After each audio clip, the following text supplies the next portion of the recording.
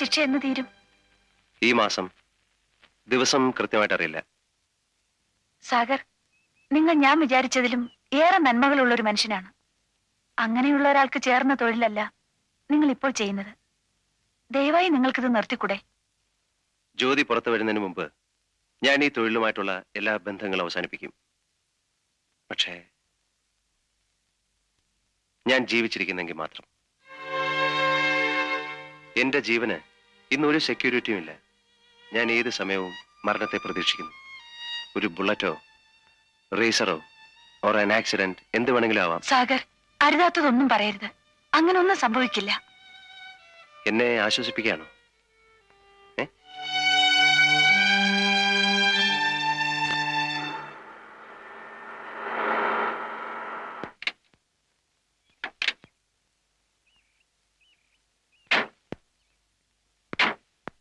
അശ്വതി, നമ്മൾ പരിചയപ്പെടുമ്പോ ഞാനൊരു കള്ളക്കടത്തുകാരനും അശ്വതി ഒരു ജേർണലിസ്റ്റും ആയിരുന്നു. ഇന്ന് ആ ബന്ധം അതിലേറെ വളർന്നു. You are A good friend.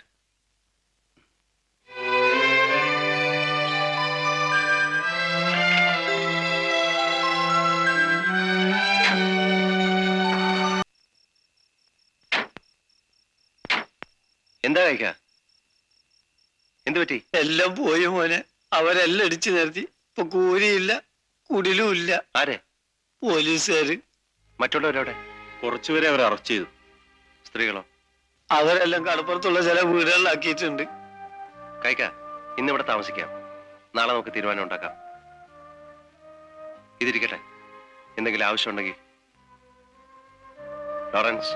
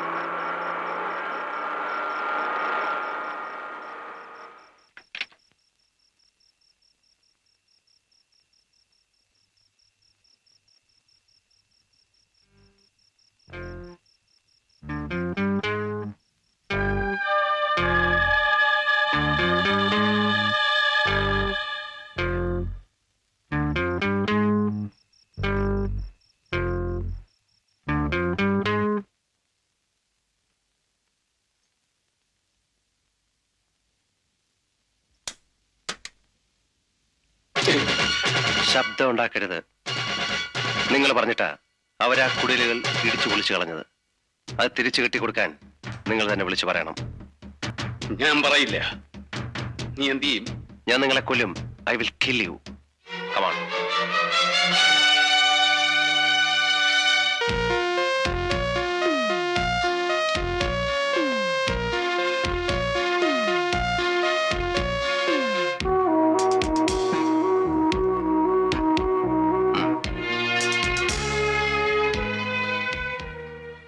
Hello miss Thomas. ഇത് വലിയ കഷ്ടം തന്നെയാണ് സാർ. സാറാ കുടിലുകൾ പൊളിക്കണമെന്ന് പറഞ്ഞപ്പോ ഞാൻ കെഞ്ചി പറഞ്ഞതാണ്. സാധുക്കളാണ്, നമ്മൾ അവരെ ഉദ്ധരിക്കരുതെന്ന്. എന്നിട്ടിപ്പോ സാറ് തന്നെ പറയുന്നു നേരം വിളിക്കുന്നതിന് മുമ്പേ അത് തിരിച്ചു കെട്ടി കൊടുക്കണമെന്ന്. ഞാൻ എന്ത് ചെയ്യാനാടോ? അപ്പോൾ CM പറഞ്ഞു പൊളിക്കാൻ, ഇപ്പൊ പറയുന്നത് കെട്ടാൻ. അവർ പറയുന്നത് അനുസരിക്കാനാണല്ലോ നമ്മൾ ഇവിടെ ഇരിക്കുന്നത്. സാറിപ്പോ CM-ആയിട്ട് നല്ല ടേംസിലാ. ഡൽഹിയിൽ വെച്ച് ഞങ്ങളൊന്ന് കൂടി. അതുകൊണ്ട് വയസ്സുകാലത്ത് എനിക്ക് പല ഗുണങ്ങളും ഉണ്ടാവൂടോ ജീവ.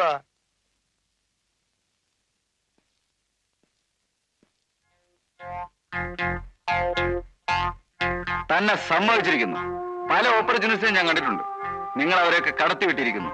തൊലിക്കെട്ടിയുടെ കാര്യത്തിൽ കാണ്ടാമൃഗം പോലും നിങ്ങളുടെ മുമ്പിൽ തോറ്റുപോകും. ആ പോയില്ലേ സർ? തനിക്കെന്താ ഒരു സംശയം? You have my orders. Yes sir. Sir എന്ത് പറഞ്ഞാലും ഞാൻ അനുസരിക്കും. Because I am your subordinate.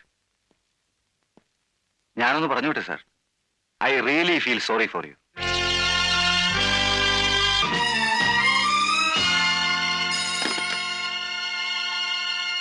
Hello, എല്ലാം കെട്ടിക്കഴിഞ്ഞോ?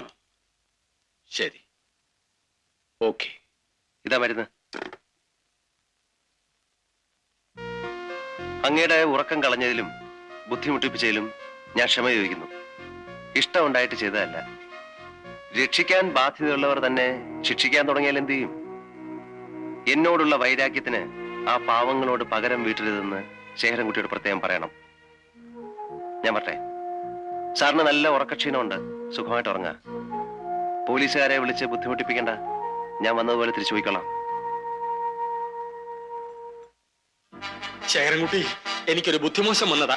ശേഖരൻകുട്ടിയോട് പറയരുതെന്ന് അച്ഛൻ പ്രത്യേകം പറഞ്ഞതാ. ഞാൻ അറിയാതെ പറഞ്ഞുപോയി. മനസ്സ് വേണ്ടാത്തൊന്നും തോന്നരുത്. ശേഖരൻകുട്ടി എങ്ങോട്ട് പോകുന്നു? ശേഖരൻകുട്ടി നിൽക്കും.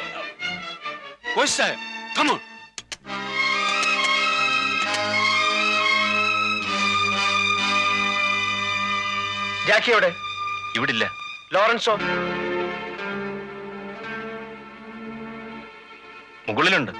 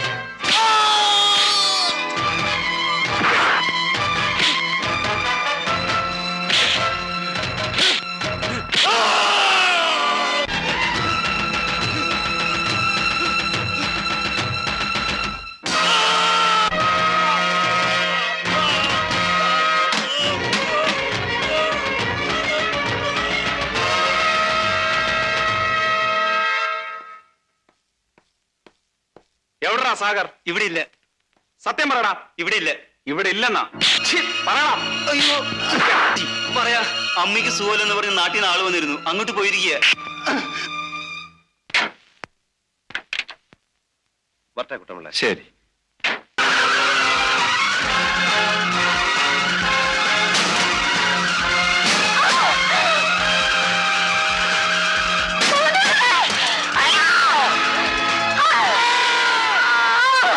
അമ്മേ,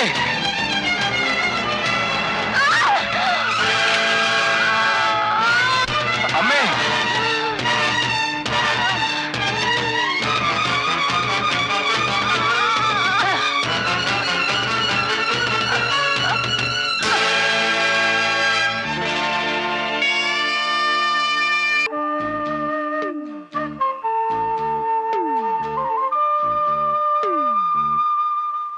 spread out VIP protocol security.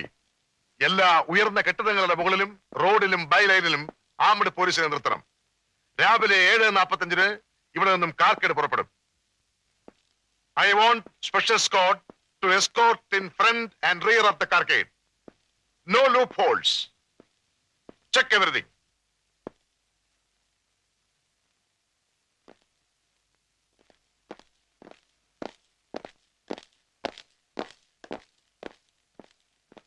You may go. Sir ഒന്നുകൊണ്ടും വിഷമിക്കണ്ട. സാറിന്റെ മകൻ സുരക്ഷിതമായി നാളെ ദുബായിൽ എത്തിച്ചേരും. മിസ്റ്റർ തോമസിന് ജാക്കി അറിഞ്ഞുകൂടാ. ഞാനല്ലേ പറഞ്ഞ സാറ് പേടിക്കണ്ടെന്ന്. ഞാൻ കൃത്യം 6:30 മണിക്കൂർ ഉണ്ടാവും. Good night sir. Good night.